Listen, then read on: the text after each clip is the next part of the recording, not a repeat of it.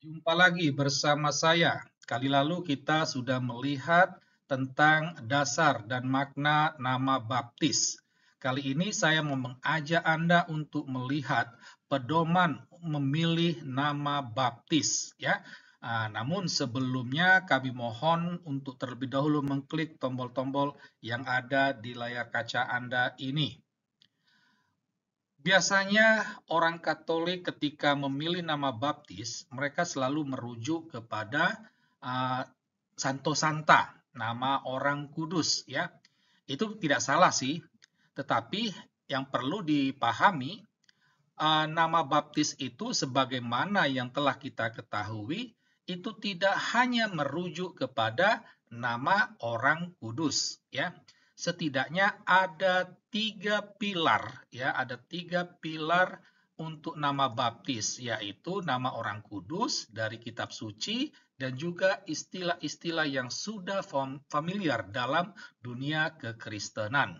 Nah, sekarang kita fokus kepada nama orang kudus. Ini sudah lazim, ya, sudah lazim dilakukan oleh orang Katolik. Nah, nama orang kudus yang dipilih itu biasanya merujuk kepada tanggal lahir. Jadi, tanggal lahir anak itu diidentikan dengan tanggal peringatan orang kudus, ya. Nah, kita ambil kasih contoh. Misalnya ketika anak lahirnya tuh tanggal 1 Juni. Ketika kita melihat kalender liturgi, tanggal 1 Juni itu peringatan Santo Justinus. Nah, maka anak itu dapat diberi nama baptis Justinus, ya, atau Justina. Justinus itu kalau dia cowok, Justina itu kalau dia cewek, ya.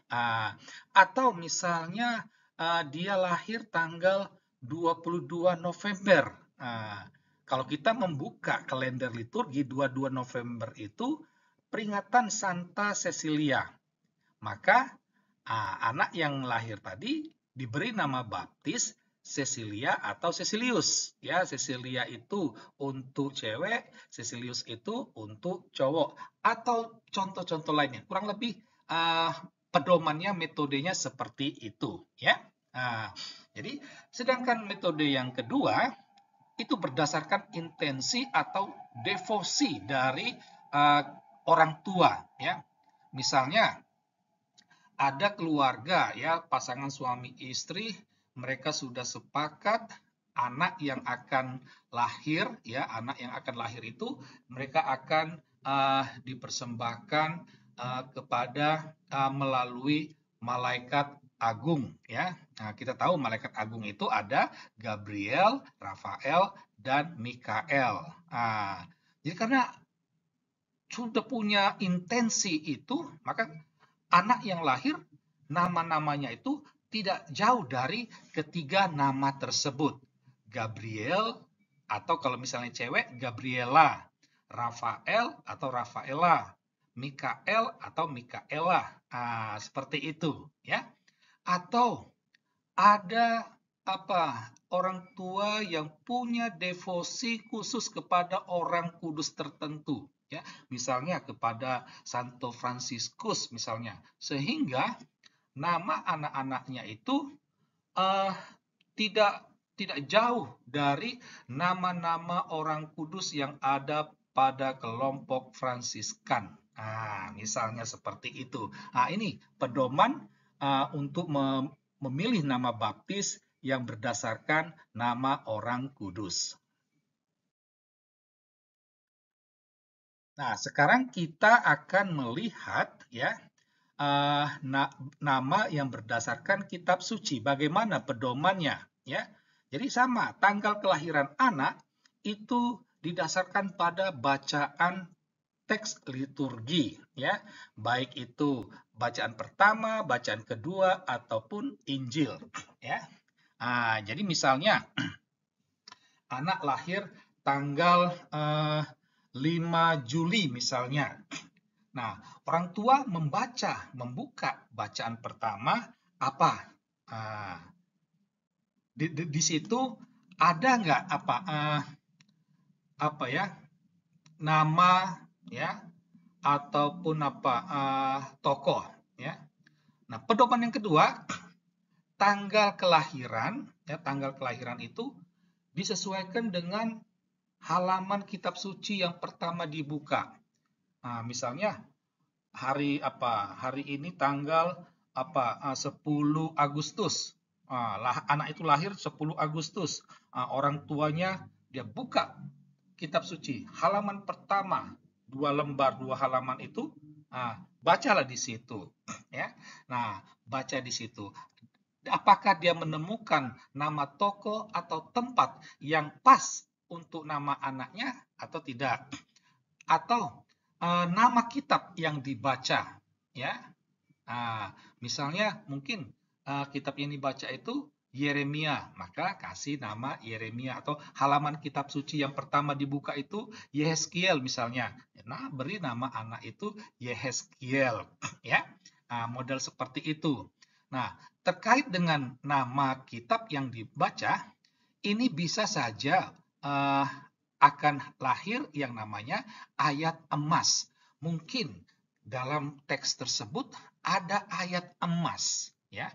Ada ayat emas, misalnya kasihilah Tuhan Allahmu dengan segenap hatimu.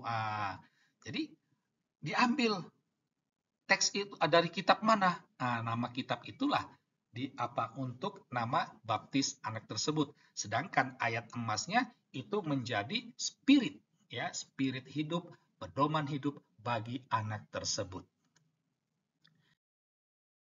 Nah, kita sudah melihat nama orang kudus dari kitab suci. Nah, sekarang kita coba melihat nama baptis berangkat dari istilah-istilah Kristiani, ya. Jadi tanggal kelahiran itu bisa saja berangkat dari peristiwa khusus atau peristiwa istimewa, ya. Misalnya ketika anak lahir pada masa Advent, ya. Maka dikasih nama anak itu Advent, Advenia, Adventia, atau Adventus, ya. Atau anak lahir, ketika lahir itu pas bunyi di HP Android itu jam 12, teng doa Angelus. Maka bisa saja anak tersebut dikasih nama Angelus, Angelia, atau Regina Seli kalau seandainya lahirnya pada masa Paskah. Model seperti itu, ya. Atau berangkat dari selera orang tua dengan motif luhur, ya. Itu, ya, selera orang tua dengan motif luhur. Misalnya mungkin orang tua dia membaca dokumen, ya, dokumen gereja yang sangat indah, ya. Gaudium Evangelii, misalnya dia begitu tersentuh dengan dokumen itu, dia kasih nama anak itu dengan nama dokumen tersebut, ya. Atau bisa saja orang tua saya akan kasih nama Grace atau Gracia atau Gratius, supaya dia bisa menjadi rahmat bagi orang lain. Model seperti itu, ya. Nah, terkait dengan yang di atas tadi, peristiwa khusus, saya jadi teringat pada suatu hari itu ada seorang ibu, ketika dia waktu itu sedang hamil. Ketika sedang mengikuti perayaan Ekaristi, saat lagu kemuliaan dikumandangkan, dia merasakan anak dalam rahimnya itu, janin yang dalam, menendang-nendang perutnya. Itu betul teringat. Sehingga ketika dia melahirkan, anak tersebut dikasih nama Gloria. Seperti itu, ya. Jadi